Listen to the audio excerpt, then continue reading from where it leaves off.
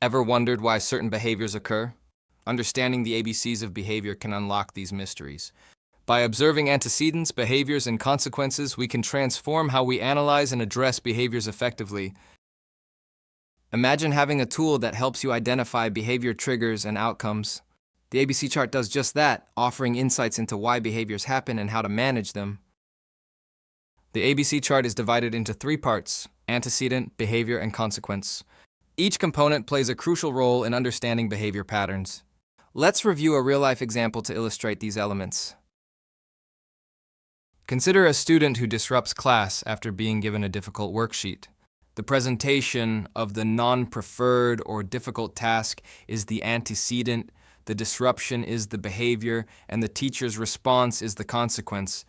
The most likely function of the child's disruptive behavior is escape. Recording these observations accurately is key to effective analysis. Good ABC observation requires special attention to detail. It is also very important to avoid common issues like focusing on unobservable causes for the behavior, like personality. Instead, focus on recording only things we can see to ensure your findings are honest and free from bias. Remember the three-term contingency? Antecedent, behavior, consequence.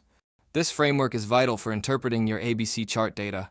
By understanding these elements, you can craft targeted behavior interventions based on either providing or withholding the reinforcement that functions to maintain the behavior. Now it's your turn.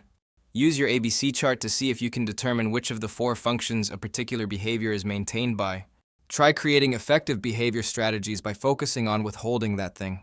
By applying these findings, you'll be able to create the desired change and improve your child's or client's progress. Let's make a difference together.